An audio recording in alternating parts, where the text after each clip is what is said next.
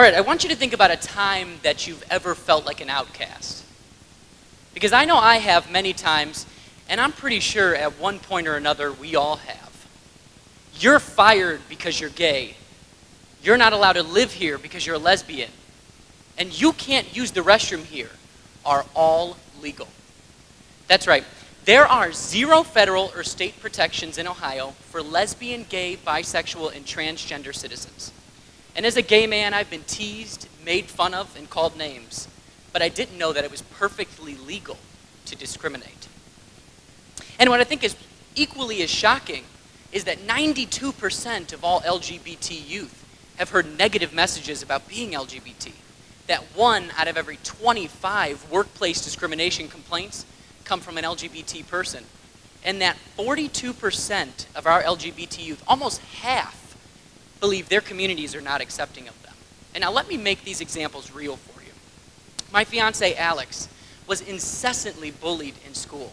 He was forced to go to a place where he knew by the end of the day, he would literally want to kill himself. Forced to go to a place where even those that were supposed to protect him, like the principal, told him that gays weren't protected under school policy, so there was nothing that he could do.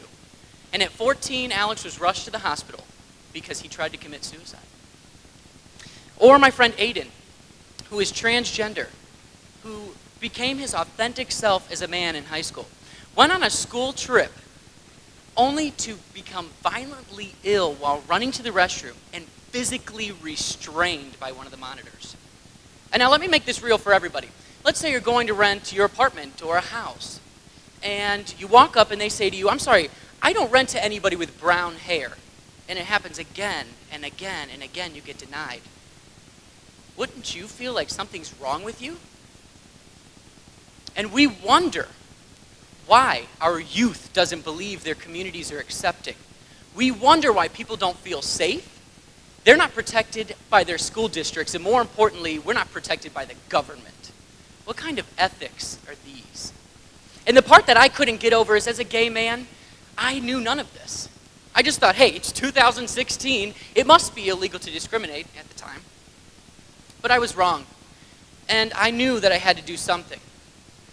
So, I joined a local committee started by Equality Ohio called the Akron United Steering Committee, which would work toward making it a civil penalty to discriminate in Akron in employment, housing, and public accommodations. And let me tell you, I was fired up and ready to fight, because what I had learned is that 16 other cities in Ohio had already passed the same type of legislation, and that meant Akron could be number 17. But because we're the 5th largest city in the state, and we were late to the game, I knew we couldn't fail. But the important thing was that it was happening now, and it wasn't only the LGBT community that would be protected. There were many other protected classes. Race, color, creed, religion, sex, national origin, ancestry, disability, familial status, marital status, sexual orientation, gender identity or expression, age or military status. It was all inclusive. Everyone falls under one or more of these protected classes, which means everyone would be protected under the ordinance. And everyone would be protected by the Akron Civil Rights Commission that would follow. Now, this was a very important piece of the puzzle, because it can take victims of discrimination up to 5 months to have their complaints heard through the State Civil Rights Commission.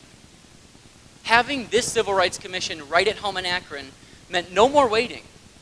And it meant that you would have your complaint of discrimination heard by Akron residents that served on the commission.